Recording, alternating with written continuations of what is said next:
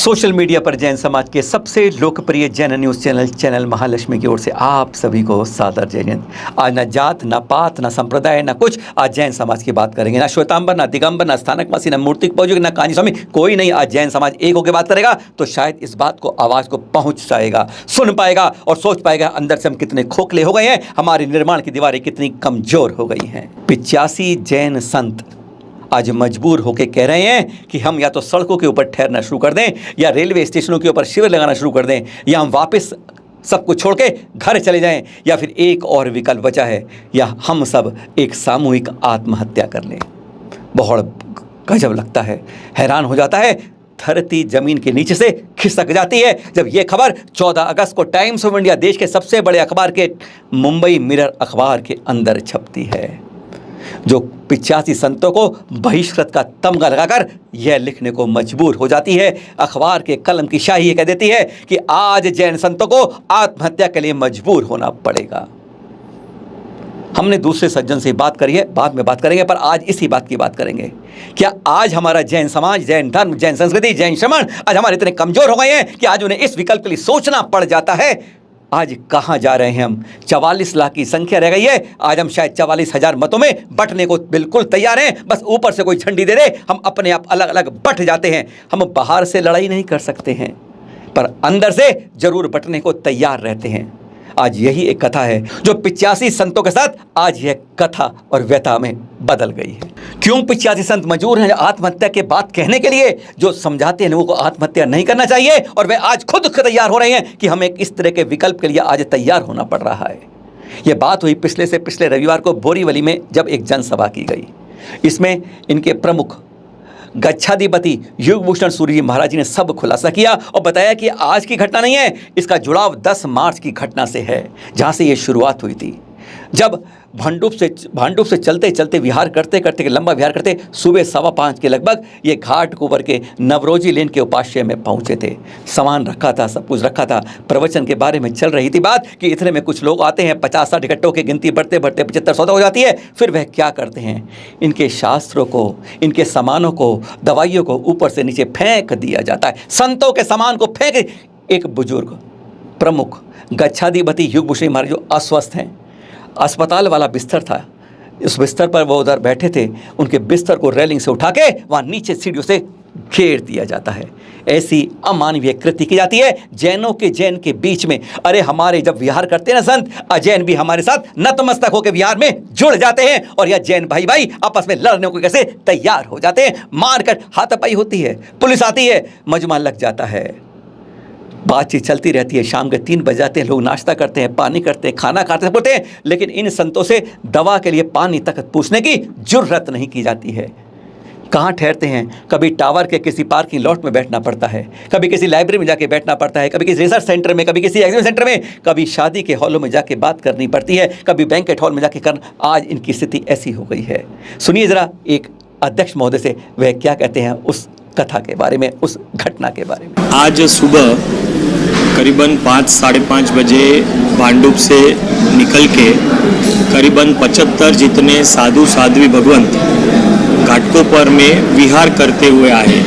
अब विहार क्या होता है, तो गुरु भगवंत जो है वो कभी भी व्हीकल का उपयोग नहीं करते, वो पैदल चल के आते हैं।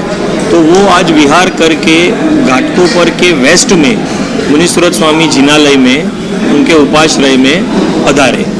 ये 70 जो साधु साध्वी भगवंत है, वो सारे, उसमें कोई IITN है, कोई चार्टर्ड अकाउंटेंट है, कोई इंजीनियर है, ऐसे काफ़ी अच्छे घर के सुखी संपन्न परिवार के पढ़े लिखे साधु साध्वी भगवंत हैं। वो जब उपाश्रय में आए तो उनके गुरु भगवंत गच्छाधिपति युगभूषण सूरीश्वर जी महाराज साहब, जिसे पंडित महाराज साहब भी कहते हैं, वो उनके शिष्यों को वाचना दे रहे थे। वाचना जो एक गुरु भगवंत एक अपने जो भी डिसाइपल है उनको ग्रूमिंग करने के लिए, उनको तैयार करने के लिए वाचना देते हैं, वो वाचना दे रहे थे। उसी समय उपाश्रय में कुछ दूसरे गुरु भगवंत भी थे, साधु भगवंत भी थे। वो दूसरे गुरु भगवंत अपनी रिचुअल्स की क्रिया कर रहे थे, लेकिन वो क्रिया में ऐसे कर रहे थे, जैसे ये वाचना डिस्टर्ब हो रही हो। वाचना काफ़ी डिस्टर्ब हो रही थी। उनसे श्रावकों द्वारा निवेदन किया गया कि आप वाचना, आप अपना जो भी रिचुअल्स है वो थोड़ा इस प्रकार कर सके तो ये वाचना भी लोग सुन पाए। बट लेकिन फिर भी उसमें कोई फ़र्क नहीं आया और उतने में ही करीबन 50 एक लोगों का ग्रुप वहाँ पे उपस्थित हो गया, जो आगे जाके करीबन 150-200 तक कन्वर्ट हो गया। और उनका एक ही कहना था कि आप इस उपाश्रय में स्थिरता नहीं कर सकते, जबकि ये उपाश्रय तपागच का उपाश्रय है और गुरु भगवंत भी तपागच के हैं। और तपागच के उपाश्रय में गुरु भगवंत विहार के दरमियान बेरोक टोक आ सकते हैं और स्थिरता कर सकते हैं। तो उनको वहाँ से निकालने के लिए कोई लेजिटिमेट कारण नहीं था। फिर भी उनसे कंप्लीट ये कहा गया कि आपको यहाँ से विहार करके जाना ही होगा। यहाँ तक कि गुरु भगवंत जो 70 साल के ऊपर के हैं, जिनको हार्ट की काफ़ी समस्या है, स्पॉन्डिलाइसिस का प्रॉब्लम है, उनको उनकी दवाई तक नहीं देने दी गई। और सारे जो साधु साध्वी भगवंत है, उनके जो भी स्क्रिप्चर्स थे, वो सारे स्क्रिप्चर्स, उनकी जो भी उपधि बोलते हैं, वो सब उनके सामान के आजू बाजू ऐसे श्राविकाएं बैठ गई कि वो उनको टच भी नहीं कर पाए। यहाँ तक नहीं, जो गुरु भगवंत का बेड बिछा रहे थे श्रावक या साधु भगवंत, उनको भी वहाँ से हटा दिया गया और साहेब जी का बेड को इतने जोर से पहले माले से नीचे धक्का दिया गया। ये किस प्रकार की विचारसरणी है, ये मैं पूछना चाहता हूँ। ये किस प्रकार की मान्यताएं हैं? एक कहते हैं ना कि महाव्रतधारी साधु भगवंत है, वो जब उपाश्रय में आते हैं तो अपन ये क्या कर रहे हैं? सुना आपने, जब ऐसी घटना होती है श्रावकों के बीच में तो ट्रस्ट समितियां, कमेटियां जो होती हैं, वह उसको आपस के विवाद को हल करने के लिए आगे आती हैं।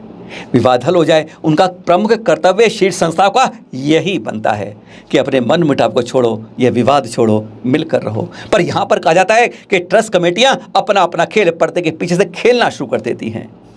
कैसी स्थिति हो जाती है विकट कि जब आप किसी संस्था के ऊपर उंगली उठाने की कोशिश करते हो, सत्य सामने लाते हो कि क्या गलत हो रहा है। यही तो होता है। आज ये हमारी जैन संस्थानों के अंदर बहुत कुछ हो गया है, चाहे वह चैनल महालक्ष्मी के ना हो। जब कोई हम गलती पर आवाज उठाते हैं तो दबाव के लिए, धमकी के लिए, मारने के लिए, पीटने के लिए, एफआईआर के लिए बहुत आता है। यही प्रैक्टिकल हमें देखने को मिला वहाँ पर, जहाँ पर यह हुआ 85 संतों को जहाँ आत्महत्या करने के मजबूर का विकल्प बताना पड़ा। आनंद जी कल्याण जी ट्रस्ट मूर्ति पूजक श्वेतांबर समाज का सबसे बड़ा ट्रस्ट कहा जाता है, पैड़ी कहा जाता है। कहते हैं जहाँ से सब बातें 200 साल से चलती आ रही। काम अच्छा कर रहे होंगे, पर कहते ना हम भाई भाई आज बड़ी कला की खेल खेलते हैं। आपस में लड़ना हो, चाहे गिरनार जी पर लड़ना हो, तो हम बाहर से नहीं लड़ सकते।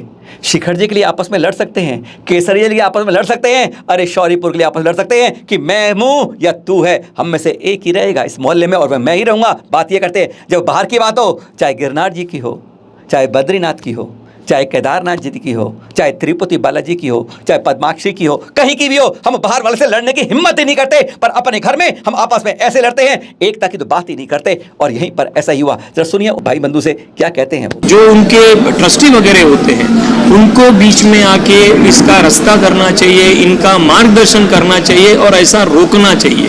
ये किस प्रकार की मान्यता है? हम ये क्या कर रहे हैं? ये हमारे जैन है। जब विहार में हम जाते हैं तो विहार में तो साधु भगवंत, गुरु भगवंत, साधु साध्वी को जैनेतर भी हमारी मदद करते हैं, जैनेतर भी स्थिरता देते हैं, जैनेतर भी स्थान देते हैं, गोचरी पानी की व्यवस्था करते हैं। और हम तो जैन हैं, ये हम जैन को शोभा देता है। आज मुझे ऐसा हो रहा है कि मैं जैन हूँ और मैंने ये देखा, बहुत बहुत ज़्यादा शर्मनाक था। ये ऐसे चीज होनी नहीं चाहिए। आचार्य भगवंत या गच्छाधिपति के साथ ऐसा व्यवहार हमें शोभा देता है। हमारे घर पे भी अगर कोई आता है, कोई जैनी आता है, अजैनी आता है, फिर भी हम किसी के साथ ऐसा व्यवहार नहीं करते। और ये तो इतने उच्च पालन करने वाले हैं, आचार पालन करने वाले हैं, सब छोड़ के इस शासन में आए हैं, शासन की सेवा कर रहे हैं, तो उनके साथ क्या ये व्यवहार करना उचित होगा? वायलेंस से कोई चीज़ नहीं होती है। ये इतने सारे मॉब आके महात्मा को घेर लिया, श्रावकों को घेर लिया, साहेब के हाथ से साहेब को मेडिसिन तक नहीं लेने दी। महात्मा लोग सुबह 6:30 बजे के आए हुए हैं, 3 बजे तक किसी ने वहाँ पे पानी भी नहीं वापरा था। वहाँ पे पुलिस आ चुकी थी, पुलिस नाश्ता पानी कर रहे थे, दूसरे सपोर्टर संघ के नाश्ता पानी कर रहे थे, पर किसी ने महात्मा को नहीं पूछा कि आपने पानी वापरा कि नहीं वापरा। ये किस प्रकार की मान्यता है? मैं ये चाहता हूँ, हम जैन हैं, हम बातचीत करके हर मसला सुलझा सकते हैं, बैठ के बात कर सकते हैं। हमने वायलेंस कहाँ से सीखा? कैसी स्थिति विकट हो गई है आज। कमेटियां हाथ पर हाथ धर के कान बंद करके बैठ जाती हैं। यहाँ पर ही हमने आनंद जी कल्याण ट्रस्ट प्रमुख श्रीपाल जी भाई से बात करने की कोशिश की कि भाई ये मामला क्या है, आप इस पर क्या अपना रवैया बताना चाहते हैं, क्या आपका कहना है। उन्होंने साफ कह दिया, no comments on this case. ये हमारी चैनल महालक्ष्मी की आज सुबह ही दोबारा उनसे बात हुई, पर उन्होंने अपने बारे में कोई पक्ष रखने से मना कर दिया। मुंबई मिरर अखबार को भी उन्होंने यही कहा, उनसे भी उन्होंने स्पष्ट कर दिया, यानी एक तरफ हम बता पा रहे हैं, दूसरी तरफ चुपचाप रह जाता है। लगता है कहीं ना कहीं दाल में काला नजर आता है। पता है इस केस में क्या बात हुई है? यहाँ पर गच्छाधिपति महाराज जी ने, जिन्हें पंडित महाराज सब कहा था, जिन्हें बहुत ज्ञानवान कहा जाता है, अभी आपको बना भी देंगे, सुन भी लेंगे आप, कि उन्होंने कुछ कमियों के बारे में, इस पीढ़ी के बारे में स्पष्ट कर दिया कि आप ये कमियां कर रहे हैं, इस बारे में बैठ के बात होनी चाहिए, इस तरह से उस पर मिट्टी को नहीं डालना चाहिए, सही बात को उजागर करना चाहिए। बात बताए कहानी क्या है? बात है हमारे एक और बड़े तीर्थ रनकपुर की, जहाँ पर कहानी 80 साल में हिल गई है। 2009 में सर्किल पावर्ड कमेटी जो है ना सुप्रीम कोर्ट की, उसने स्पष्ट कह दिया, क्योंकि पेड़ी सही काम करके नहीं बता पा रही है और सरकार को अपने मालिकाना हक का कागज प्रस्तुत नहीं कर पाई है, इसलिए रनकपुर मंदिर क्षेत्र सरकार के अधीन किया जाता है।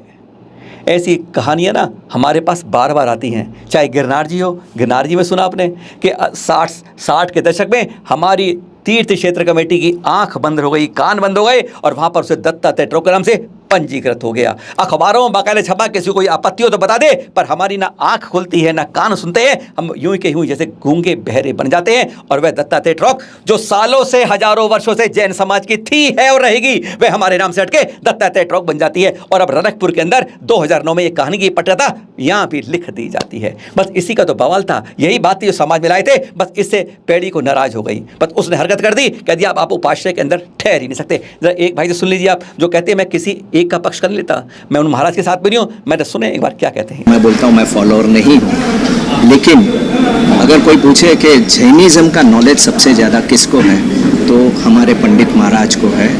और जैसे बिजनेस में मेरे को कोई सिखाने नहीं आता है, वैसे धर्म में इनको कोई सिखाने नहीं जा सकता है।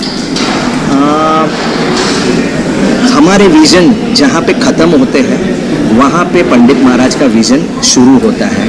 एंड इनका नॉलेज इन एवरी सेक्ट इतना जोरदार है, इतना जोरदार है। इन अगर हमारा जो बाइबल एंड कुरान जो जैनों का है, आगम पे भी उनका बहुत अच्छा नॉलेज है। एंड हमारे तीर्थों की सुरक्षा कैसे हो, उनके लिए वो सालों से सोच रहे हैं, जो जनरली कोई वहाँ पे सोचता नहीं है। सो ये जो प्रॉब्लम अभी जो चल रहा है, आज की भी जो घटना हुई, वो घटना का एक ही मेन जड़ एक है कि आनंद जी कल्याण जी पीढ़ी जो है, वो जो पीढ़ी है वो बहुत अच्छा कार्य करती है, लेकिन वो जो प्रॉपरली नहीं कर पा रही है, वो पीढ़ी का जो प्रॉपरली नहीं कर पा रही है, उस पर डिस्कशन है। वैसे तारीख बताएं, 17 दिसंबर 2020, जब पहली बार गच्छाधिपति योग भूषण सूरी महाराज जी ने आवाज़ उठाई थी इस पेड़ी के अगेंस्ट में कि हाँ भाई ये काम में गलती हो रही है, कहीं ना कहीं जाग जाओ, नहीं तो नुकसान पूरे समाज को खामियां जब भुगतना पड़ेगा। जब भुगतते हैं तो अपनी तरफ से वो आंख बंद कर लेते हैं, कहते हैं नो कमेंट्स। और जब ये बात आती है तो उसी ट्रस्ट की जो है आज इसकी तारीख में इन कमेटियों का दबाव बहुत होता है, चाहे वह बड़ी बड़ी कमेटियाँ कोई सी भी रही हों। वह अब 85 संतों को अपने उपाश्रय में ठहरने में नहीं देती, कहती है करो ये तो फल भी भुगतो। यानी अच्छा साफ कहते हैं महाराज, पंडित महाराज साहब, कि हम उपाश्रय में किसी में अधिकार करने के लिए नहीं आए हैं, हम जिस रास्ते बढ़ने आए हैं वही करना चाहते हैं, लोगों का भी उद्धार करना चाहते हैं और साथ में अपने मोक्ष के मार्ग पर बढ़ना चाहते हैं। रनकपुर तीर्थ के ऊपर से अब यह हमारे ऊपर एक संकट की घड़ी, दीवार की तलवार खड़ी हो गई है नंगी। हजारों करोड़ों से बनी है वे। अब इस तरह से यह मंदिर बन नहीं सकता, यह तीर्थ इस तरह की क्वालिटी का बनने, अरे वास्तुकला में कहते हैं विश्व का अचंबा है रनकपुर, जो आप देख भी रहे हैं यहाँ पर।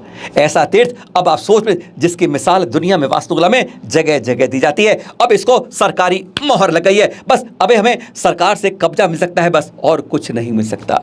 सब कुछ खिसक गया है। अरे बहुत तीर्थ सड़कें हैं, एक यह भी तीर्थ सड़क गया है। इसके बारे में पूरी कहानी बताएंगे कि 2009 में सुप्रीम कोर्ट ने क्या निर्णय दिया है, वह भी आपको जानकारी देंगे। पर आज अफसोस ये होता है, हम जैन समाज इतना बट गया है और आज इतने हम अपने अपने उसके अंदर अपनी सोच में, अपने अपने विचारों में इतने अंदर हम हो गए हैं कि हम शर्म आती है कि जब हमारे संतों को इस तरीके से विकल्प ढूंढने पड़ते हैं, सड़कों पर रहें, स्टेशनों पर रहें, बैंकेटों में रहें या घर वापस लौट जाएं, जिस मार्ग के लिए घर छोड़ा था उसे छोड़कर बीच में वापस लौट जाएं, या फिर एक और रास्ता जो हम सबको बताते हैं कि आत्महत्या मत करो, आत्महत्या मत करो, पर हम उसी रास्ते को चुन लें। बहुत विचारणीय प्रश्न आता है, ज्वलंत है जैन समाज के लिए, जो बिखर रहा है। अरे एक नहीं हो रहा, मात्र 44 लाख की गिनती है और बट कर हम अपने को एक झाड़ू के रूप में भी इकट्ठे होकर नहीं रहना चाहते। एकता की 10 उंगलियां एक नहीं होती, 10 अलग बटी हैं। अरे फिर कैसे चलेगा जैनों को कारवा बाकी 18.5 सार। फिर चिंतन करेंगे इसी बारे में। सादर जय जिनेंद्र। संकल्प जैनों का टूटे ना, अब कोई जैन तीर्थ छूटे ना। जैन तीर्थ संरक्षण के लिए जागरूकता फैलाएं, टुडे टी से पुरस्कार पाएं। भाग लेने वाले सभी प्रतियोगी जीतेंगे निःशुल्क गिफ्ट हैम्पर एवं प्रमाण पत्र भी। एक नहीं, 2 नहीं, 3 तरीके से आप इसमें शामिल हो सकते हैं, पर एक जना एक ही में शामिल होगा। सबसे पहले अगर आप में लिखने की क्षमता बहुत अच्छी है, अच्छे लेखक हैं, तो जैन तीर्थों को हम कैसे बचा सकते हैं, 1 पेज 1.5 पेज के अंदाजे के अंदर आपको सिर्फ उपाय लिखकर भेजने हैं इसके अंदर। और दूसरा, प्रखर वक्ता बनिए। विषय लेकिन हो जैन तीर्थ कैसे बचाएं। आप अपने विचारों को 2 मिनट 3 मिनट का अपना ऑडियो बनाकर भेजें, जिसमें आपकी नजर में तीर्थों की सुरक्षा कैसे हो सकती है। ध्यान रखें, पर तीसरी बात को ध्यान रखिए, आप सीधा तीर्थ यात्रा के करते हैं। अब बात कैमरा लेकर जाते हैं, मोबाइल आपके पास, क्या करना है, किसी तीर्थ पर जाएं, सिद्ध क्षेत्र, अतिशय क्षेत्र या प्राचीन क्षेत्र पर जाते हैं, वहां के आप चित्र या वीडियो संकलित करिए, खींचिए, क्या कमी है और क्या सुविधाएं हैं, दोनों का समावेश कीजिए। और किस तरह पहुंच सकते हैं, ये नहीं कोई प्राचीन मूर्ति कहीं पड़ी है जहां पर संरक्षण नहीं हो रहा, इस तरह को आपको कैमरे में कैद करके यादगार बनाना है और उसका विवरण लिखे हम सबको भेजना है। यानी 1 2 3 तरीके हैं, और कैसे पहले आगे देखते हैं। अधिक जानकारी के लिए संपर्क करें अपराजिता जैन को। व्हाट्सएप नंबर है 9717494975। ये तो नंबर हो गया व्हाट्सएप पर आपको भेजने के लिए, पर ध्यान रहे आप सबको इसके साथ कई नाम, पूरा पता, साथ में मोबाइल नंबर जरूर भेजना है। कई सज्जन नाम भेजना भूल जाते हैं, कभी कोई मोबाइल नंबर भूलना, पूरी चीजें भेजें। और इसके लिए सबसे सरल तरीका है जो ये देख रहे हैं आप, गूगल फॉर्म। अब इसको स्कैन करना है इस QR कोड से जो आप देख रहे हैं SMS स्क्रीन के ऊपर, इसको अपने मोबाइल से स्कैन करिए, आप सीधा ही गूगल फॉर्म पर पहुंच जाएंगे। नाम, पता, मोबाइल सब कुछ आपसे वे मांग लेगा, क्योंकि जब तक आप भरेंगे नहीं एंट्री होगी नहीं। इसी में आपको डिस्क्रिप्शन अपना आलेख भेजिए, आपने कोई चीज बनाई है या हमें कोई अटैचमेंट करनी है वह करिए और सबमिट कर दीजिए, और फिर आपको स्वीकार होने पर ID नंबर अपने आप मिल जाएगा। 3 सर्वश्रेष्ठ को मिलेगा टुडे टी की ओर से प्राइज। पहला 3100, दूसरा 2100 और तीसरा 1100 रुपए। इसके साथ सभी प्रतियोगियों को मिलेगा प्रमाण पत्र और निःशुल्क गिफ्ट हैम्पर। याद रहे, अंतिम तिथि भूलना मत, 31 अगस्त 2022। हर किसी को इनाम ही इनाम, घर बैठे कोई खर्चा नहीं, सिर्फ मोबाइल से और या गूगल फॉर्म भर के आपको भेजना है। 3 तरीके फिर बता दें आपको, या तो आप अपना आलेख लिखकर भेजेंगे, गूगल फॉर्म पर क्लिक करेंगे QR कोड पर और उस पर भर कर भेज देंगे। पर एक बात ध्यान रहे कि आपकी प्रविष्टि एक ही बार मान्य होगी, दोबारा भरने पर कैंसिल हो जाएगी, इसलिए एक ही प्रविष्टि मान्य है। जी हाँ, इस नंबर पर या इस गूगल फॉर्म पर कभी और कुछ नहीं लिखें केवल आवश्यक तो हर एक बार भेजिए। दूसरी प्रतियोगिता है ऑडियो के रूप में आपकी स्पीच, और तीसरी है आपका मोबाइल, आपका कैमरा जो जाएगा तीर्थों पर, अति क्षेत्रों पर खींच के लाएगा, पूरी जनता को बताएगा, और जो इसमें अच्छे अच्छे होंगे वह हम चैनल महालक्ष्मी पर दिखाएंगे भी पूरे जैन समाज को। याद रखिए, मिलना है हम सबको, क्योंकि संकल्प है हमारा, जैनों का कोई यह तीर्थ अब हमसे छूट ना जाए।